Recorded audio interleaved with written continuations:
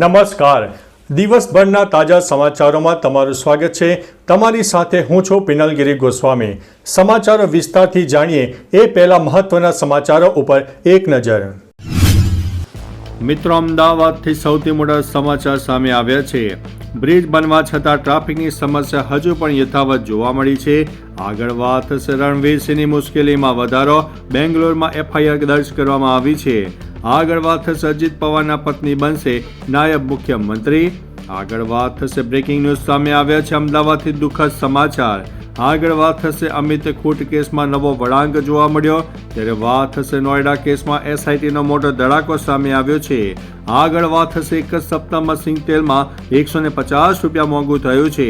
ત્યારે વાત થશે દિલ્હી પોલીસની મહિલા કમાન્ડોની હત્યા કરવામાં આવી છે.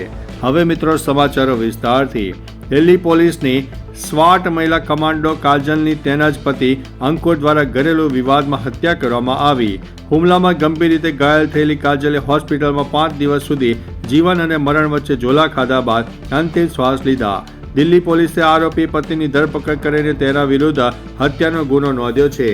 દેશનું રક્ષણ કરનાર કમાન્ડોનું ઘર આંગણે જ કરુણ મોત થતાં પોલીસ બેડામાં શોકની લાગણી પણ પ્રસરી ગઈ છે. અન્ય મહત્વના સમાચારની વાત કરીએ તો એક જ સપ્તાહમાં સિંગ તેલ 150 રૂપિયા મોંઘું થયું છે. રાજકોટમાં ફરી એકવાર ખાદ્ય તેલના ભાવમાં ભડકો જોવા મળ્યો છે. સિંગ તેલના ભાવ 20 રૂપિયા અને કપાસિયા તેલમાં 10 રૂપિયાનો વધારો ઝીકાયો છે. છેલ્લા એક જ અઠવાડિયામાં સિંગ તેલના ભાવમાં 150 રૂપિયાનો તોતિંગ વધારો નોંધાયો છે. આ ભાવ વધારા બાદ હવે સિંગ તેલના નવા ડબ્બાનો ભાવ 2885 થી લઈને 2935 ઉપર પહોંચી ગયો છે. જ્યારે કપાસિયા તેલના ડબ્બાનો ભાવ 2340 થી લઈને 2380 રૂપિયા નોંધાયો છે. જેનાથી મધ્યમ વર્ગ મુશ્કેલીમાં મુકાયો છે. અન્ય મહત્વના સમાચારની વાત કરીએ તો નોઈડા કેસમાં SITનો મોટો ધડાકો. નોઈડામાં સોફ્ટવેર એન્જિનિયર યુવરાજ મહેતાના મોત મામલે SITએ શાસનને રિપોર્ટ સોંપ્યો છે. રિપોર્ટમાં ખુલાસો થયો છે કે જો રેસ્ક્યુ ટીમથી ગંભીર ચૂક ન થઈ હોત તો યુવરાજનો જીવ બચાવી શકાયો હોત. રેસ્ક્યુ ઓપરેશનમાં લાગેલી 2 કલાકની દેરીને મોતનું મુખ્ય કારણ ગણાવ્યું છે. આ મામલે પ્રાધિકરણ, SDRF અને પોલીસ સહિત 1 ડઝન અધિકારીઓ સામે કડક કાર્યવાહી અને સસ્પેન્શનની તૈયારીઓ શરૂ કરવામાં આવી છે.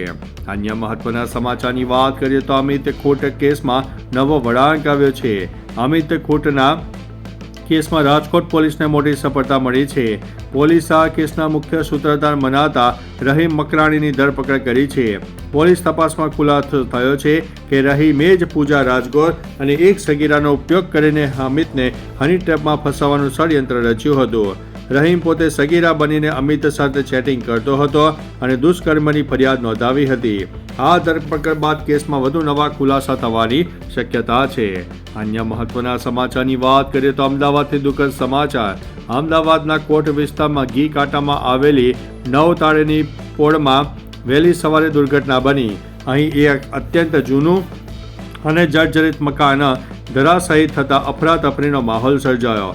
મકાનના કાળમીચે 4 લોકો હતા. ઘટનાની જાણ થતાં ફાયર વિભાગના 3 વાહનો તાત્કાલિક ઘટના સ્થળે પહોંચી ગયા અને બચાવ કામગીરી હાથ ધરી. મળતી માહિતી મુજબ 4માંથી 3 લોકોને બચાવી લેવાયા છે અને એક મહિલાનું મોત નીપજ્યું છે. અન્ય મહત્વના સમાચારની વાત કરીએ તો અજીત પવારના પત્ની શું બનશે નાયબ મુખ્યમંત્રી. અજીત પવારના અવસાન બાદ NCP નેતૃત્વ અને સીટને લઈને હલચલ તેજ થઈ ગઈ છે. અજીત પવારના પત્ની સુનેત્રા પવારને નાયબ મુખ્યમંત્રી બનાવવામાં આવી શકે છે. તેઓ બારામતીથી ચૂંટણી લડી શકે છે. છગન ભુજબળ અને પ્રફુલ્લ પટેલે તેમની સાથે મુલાકાત કરી. પટેલને NCPના પ્રમુખ તરીકે નિયુક્ત કરવામાં આવી શકે છે. એવી ચર્ચા છે કે NCP શરદ પવારની પાર્ટી NCP સાથે મર્જ થઈ શકે છે. અન્ય મહત્વના સમાચારની વાત કરીએ તો રણવીરસિંહ મુશ્કેલીમાં વધારો, બેંગ્લોરમાં FIR કરવામાં આવી છે. કાંતારા ફેમ દૈવા પરંપરાની મજાક ઉડાવવા બદલ રણવીરસિંહ વિરુદ્ધ બેંગ્લોરમાં કેસ દાખલ થયો છે. IFFI 2025માં ચામુંડી દૈવાને મહિલા ભૂત કહેવા અને પવિત્ર હાવભાવની હસી ઉડાવવાનો તેમના પર આરોપ છે. કોર્ટના આદેશથી ગુનો નોંધાયો છે. રણવીરે માફી માંગી હોવા છતાં ધાર્મિક લાગણી દુભાવવા બદલ કાયદાકીય કાર્યવાહી શરૂ થઈ છે. હવે આ મામલે આગામી સુનાવણી 8 એપ્રિલના રોજ યોજાશે. અન્ય મહત્વના સમાચારની વાત કરીએ તો અમદાવાદમાં બ્રિજ બનવા છતાં ટ્રાફિકની સમસ્યા યથાવત જોવા મળી છે. અમદાવાદમાં ટ્રાફિક ઘટાડવા કરોડોના ખર્ચે બનેલા બ્રિજ હવે નવી મુસીબત બન્યા છે. વિપક્ષનો આક્ષેપ છે કે અણઘડ આયોજનને કારણે બ્રિજ ઉતરતા જ 4 રસ્તા આવતા વાહનોનો જમાવડો થઈ જાય છે. શહેરમાં ટ્રાફિક જામના 13 હોટસ્પોટ ચિહ્નિત કરાયા છે, જ્યાં બ્રિજના છેડે વાહન ચાલકો કલાક સુધી ફસાવવું પડે છે. યોગ્ય સર્વે વગર બનેલા ફ્લાયઓવરથી ટ્રાફિક જામની સમસ્યા વધી છે. તો ચાલો મિત્રો, ફરીથી દેશ અને દુનિયાના સુપરફાસ્ટ સમાચાર લઈને મળતા રહીશું. ત્યાં સુધી અમને રજા આપશો. નમસ્તે.